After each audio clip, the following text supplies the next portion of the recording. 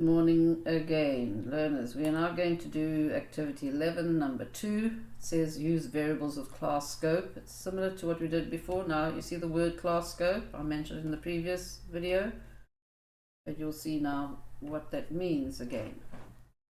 Right, so write a program to assist the teacher with calculation of marks. You're going to specify the maximum marks the learner could have achieved and enter the learner's marks. So whatever the test is out of, and then you enter the learner's marks for that test. For each button click, we have to display percentage for that mark, for that learner. Then we're going to display how many marks have been entered, and then we must display the average for the class so far, with no decimal values, so we'll have to round. Then we have a next button for the next class, is going to allow for another class to be entered for their test as a new mark for the test, etc. So that's going to be quite interesting, and everything's going to happen in one button click event, except for this next class we have to go and reset a whole lot of things. So let's get on it. Here is the program. Now when you want to count, first of all, the easy part, counting how many people have entered, display the updated number of marks entered. When we want to do that, we need a global variable to count, just like in the previous program, remember? Global variable. So they said class scope. Well, I could have it over here, but then it's not class scope. It's not a private variable, in other words. So we're going to go and put it there under the word private. It'll still be global. The class scope means that only this class or this unit, which is a class, yeah, a unit and class, the same thing, believe it or not. There we have this global variable sitting under private, so that only this class or unit can see that variable and use it. If we put it over here, then other methods can use it. Right. So we're now going to go back. We've got our count integer. That's going to count how many people are each time we click the button. What are we going to do? We're going to add 1 to our count. Our count equals our count plus 1. That takes care of the number of people that are entered for each button click, each time we add a mark. Over here we need a variable basically to the total amount that the test is out of, and over here we have to enter a learner's mark. Now, should we make these global or local? It's safe to make enter a learner's mark local. That would be pretty safe. Let's go and do that. Double click add mark. We'll make a variable here to hold that. Remember that we always make variables to hold our, I'm going to make it, let's make it I mark. I mark. We don't mark with half a mark. You don't allocate half a mark for a person anymore. So there we have I mark going to hold what the learner entered. The amount that the test is out of, well, if we're going to have a next class, okay, this next class button, because we have to go and reset everything, the new class is going to maybe have a test out of a different mark. So a good thing to do then is to make our test mark, I mean the mark that the test is out of, we can make that global, because when we go to next class we can reset it. So let's go, because you see there's 2 button clicks, 2 methods that we have to use one variable. So when you have 2 button clicks that are going to use the same variable, then you make that variable global. So I'm going to make it over here. I test total integer. And I'm making an integer because, well, tests are normally out of, they don't have half marks as your total mark that you can get for a test. Okay, so now let's go back and see what's going on here. Well, we got that one, we've got a variable for that, we've got a variable for that. And we've got a variable to count how many times this button is clicked, because that means a new learner is entered. Let's go and store those variables into, yeah, let's go and store the input. into those variables. So we've got our count is already a global variable. And remember I said before we go and store those others, let's go and initialize our count to 0, okay? On activate, make our count equal to 0. Alright. Okay, in the add mark button, everything's going to happen here, most of it, except for there where we're going to reset everything. But over here, the add mark button, we're going to do all the work in there. We have our local variable called our mark, which is the mark that the person entered, and it's going to come from this one here, EDT learner score, and it must be string to int EDT learner score dot text. So we know all about that, don't we? No, I don't have to repeat that. Now what about the global variable called test total? This test total has to store whatever the user put in to the edit box there, that one, EDT test mark. So we say test total equals, and then string to int, because remember the edit box is always a string, EDT test mark dot text. Alright, so now we have our test total being stored, our mark for that learner stored, the counter for how many learners so far is just 1. You only click the button the first time, it'll be 1. Now we've got to go and calculate an average. Each time we add a new learner, we're going to calculate what their mark is out of and the average. Always got to be guided by your output. Percentage for learner is. Right, let's go and calculate the percentage for learner, okay? So this nice little display here in the question gives us a hint of what to do, so it helps a lot. Percentage for learner is 60%, so we're going to go and calculate what the percentage for the learner is, and let's go and make it R%. Percent variable. And why am I making it real? Well, because I'm going to divide. Whenever you're going to divide, always make it a real variable. I'll say R% equals the test total, our test total, divided by the mark and times by 100. Now of course that's going to give us a decimal point. We don't actually want to do that, do we? But we're going to do that in our display. We'll round it off. So we're not doing the display. Oh, we can do the display as well, I suppose. Right, let's go and display R% while we're here. It goes into P&L percentage. P&L percentage dot caption, remember, equals, now it's a floating point number to a string, but because we want to round it off, we'll use the capital F for format. R% is going to go in there, and FF fixed now is what we're going to use, and an 8, 0. Now I use the 8, you don't have to, you can use 4 or 5, but I'll just use 8. That means how many digits altogether. There will be spaces where there are no digits. 0 means we're rounding off to no decimal places, to the first whole number. 0 means no decimal places will be displayed or rounded off automatically. So float string f, this function with all these 4 things, we call them parameters that go into this function. Float string f is a function that's in the library of your computer for Delphi library. And it has 4 parameters. It's already written, this function's been written, and those 4 things will go mosey off to that function, and the result will be a nice number with no decimal places. It'll be a string. Right, let's go and do the next part of our problem. That is the number of marks entered. Well, let's go and display that. Hey, we've already done it over there, haven't we? Our count equals our count plus 1. I'll just go and put it over here. Let's go display it in the right panel. The panel is called P&L num marks.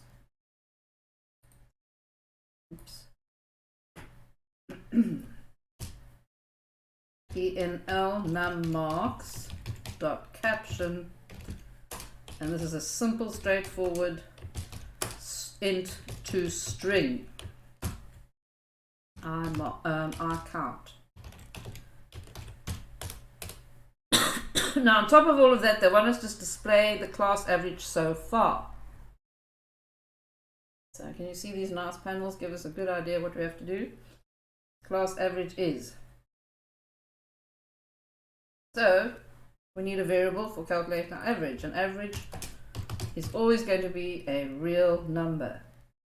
So I declare it there locally. All of these are local and they're not going to be used anywhere else. Our average, but hey, by the way, we used our test total. That's a global variable. Hey, it's not in here. It's sitting up there. You'll see why later. But our average, our AVE, is local because it involves the totaling. Well, we know what is average. Average is the total amount of marks divided by how many people we have saved, we have entered so far. Our count is going to be the variable that holds how many people have been entered. But we haven't got a variable for totaling up the number of people that the number of marks, the total number of marks. We've got with a test total. Now remember what we did with our count? Our count was a global counter, the same as what we're going to have to do with our total amount of marks. So we're going to have a running total of all the marks. And in order to do that, we have to make a global variable because we're totaling it up into in our button click. Our total equals our total. Oops, where's our total come from? Yeah, we are totaling up the mark that the person entered. There it is, the mark that the person entered. We've got to have a running total of it, and I'm going to make a variable called our total. And where I'm going to put it, where shall we put it? Well, we've seen in the last program, if we put our totaling variable local, then it just defaults to naught each time the button is clicked, and then we don't get a running total at all, as demonstrated in yesterday's video. So I'm going to make another variable. Why did I call our total? Let's make it I total for heaven's sake. I total integer, because it's a mark we're totaling up. We're totaling up an integer, so we use an integer variable for totaling. So there we go. I total integer. Right, so here we go. It's a global variable with class scope. Oh, I've discussed that already. And here we are totaling the mark each time the button is clicked. Each time the person enters stuff there, they click on the button, and then the total is calculated using the mark that they entered in the edit box. So that explains that. Now we have to do our average. We all know that an average is the total of something divided by the amount of things there are. Well, that's stupid, eh? The total marks in this case is the total of all marks entered divided by how many people those marks referred to. And there's our average. And then we got to display that inside this panel here called PNL class average. So PNL class average dot caption obviously spelled something wrong there. Class AVG equals, now they said the average must have no decimal places. No decimal places. There we go. Updated class average each time. Updated class average means each time the button is clicked, we're going to display the new class average. And it's float to string F. Isn't it? Float to string F. See, I copied and pasted there, and then I just put in my RAVE here. R average there. Copy and paste is your friend. So that's it, done. But there's just one little thing that hasn't been sorted out properly, is that in the instruction look how nicely they've written those words there. Percentage for learner is, number of marks entered, class average is. You've got to go and put that onto our panel as well. Percentage for this learner is, and leave a space and then a space and then a plus sign. I'm just going to put this on the next line so you can see. So we're going to add a string and then a plus sign to add the next string, which is going to be that.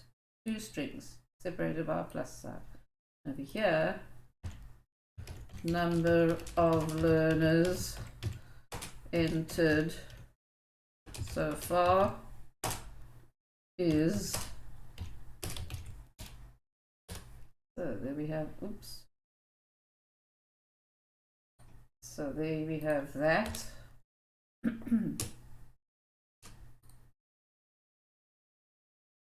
there's your other nice message, and over here updated class average is plus, and there we have the average. Now let's see if it works.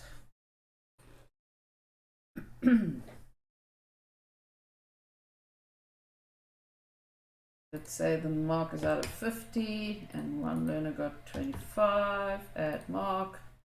Oops, percentage of this learner is 200. I don't think so. So let's go and get that right.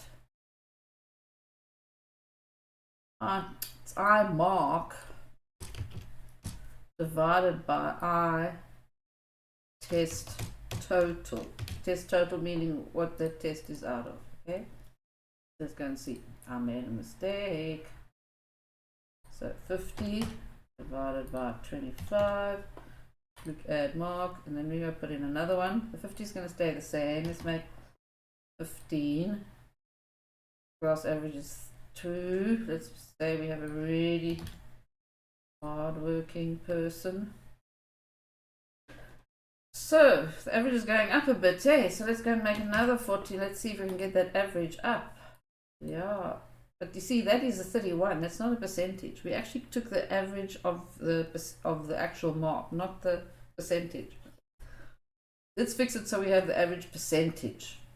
So all we do is then say R percent. Oops. Oh no, not there. Sorry. No, we don't do it over there. We say I total. Let's say we're going to add up the percentage of the marks. Well, if we don't want to have the total of all the marks entered, let's say we want the percentage, average percentage. We don't want the average what the mark is out of. Let's say we want the average percentage, not how much the mark is out of. Not the average mark that the person got out of 50, but we want the percentage average. So we have to change this to an R total. And the reason for that is because we want to add up R percent.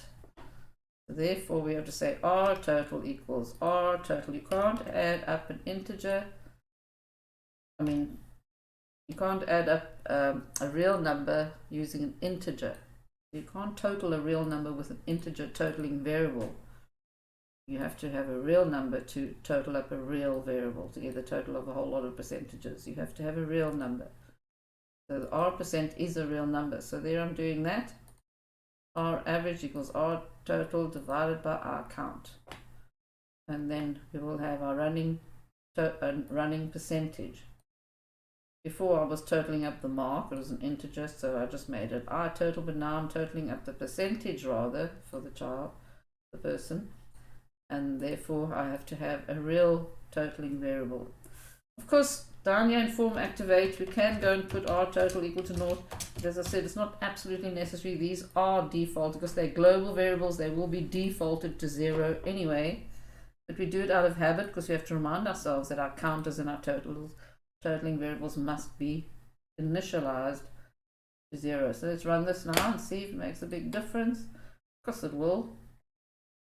So marks out of 15, we'll make it, let's say the person got 25 for the first one, second one 35, so 50% is the average so far. 60%, let's say someone got 15, average has gone down now to 50%. Let's say someone got 45, average is now 60%. So I should actually put a percentage sign there if I was really wanted to be good. Hey, let's go and add a little plus and our percentage sign. My computer keyboard doesn't want to show a percentage, so let's save that. Right, that's it. Folks, go and get coding.